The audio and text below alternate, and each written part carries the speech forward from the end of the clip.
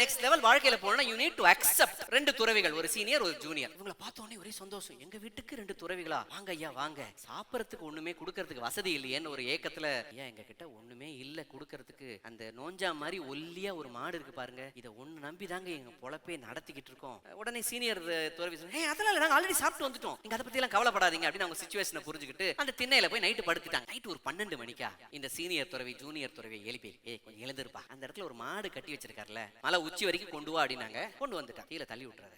இது பாவம், தள்ளி விட்டா. காலைல எழுந்த உடனே நாங்க வரோம் சொல்லிட்டு போயிட்டாங்க. ஒரு 2 வருஷம் 3 வருஷம் ஆனதுக்கு அப்புறமா அவர்கிட்ட மன்னிப்பு கேட்கணும் சொல்லிட்டு இந்த இடத்த போய் பார்த்தா அந்த இடத்துல அந்த வீடியே காணோம். அப்படி நினைச்சு ரொம்ப கவலைப்படும் போது அந்த இடத்துல ஒரு பெரிய மாளிகை மாதிரி ஒரு வீடு இருந்தது. அங்க போய் கேட்போம். இவரை பார்த்தோன்னே, ஐயா வாங்க வாங்க, உங்களை நான் 2 வருஷம் கழிச்சு முன்னாடி பார்த்தோம், ஞாபகம் இருக்கா, அந்த குடிசையில இருந்தோம் அப்படின்னு. அவருக்கு ஒரே ஆச்சரியம், நீங்களா அவங்க அப்படின்னு. ஆமாங்க, இல்லங்க அந்த மாடை நம்பிதான் நாங்க இத்தனை நாளாவே இருந்தோம், அது செத்ததுக்கு அப்புறமா ஒரு வாரம் ரொம்ப கவலைப்பட்டு இருந்தோம், அதுக்கப்புறமா வந்து என்னதான் பண்றது, இப்ப ஏதாவது பண்ணணுமே அப்படின்னு சொல்லி பக்கத்துல இருக்க வயலை உழு ஆரம்பிச்சோம். பல பேர் வாழ்க்கையில் இந்த மாதிரி ஏதாவது ஒரு நோஞ்சா மாடை புடிச்சு வச்சுக்கிட்டு தான் என் வாழ்க்கையில முன்னேறல, அதை புடிச்சு வச்சுக்கிட்டே இருந்தா வாழ்க்கையில எப்படி அடுத்த கட்டத்துக்கு போக முடியும்? முடியாது இல்ல, கரெக்ட் தானே சொல்லணும். சோ அதனால தான் வந்து நெக்ஸ்ட் லெவல் வாழ்க்கையில போனா யூ நீட் டு அக்செப்ட். மாற்றம் வந்துகிட்டே தான் இருக்கும். பழைய விஷயத்தையே நான் புடிச்சுக்கிட்டே இருந்தா ஒன்னும் நடக்காது. இந்த மாதிரி பிசினஸ் டிப்ஸை உடனடியாக தெரிஞ்சுக்கணுமா? அப்போ டக்குன்னு ரிச்னஸ் கிரியேட்டர் பேஜை சப்ஸ்கிரைப் பண்ணி மறக்காம பெல் ஐக்கானை கிளிக் பண்ணிருங்க.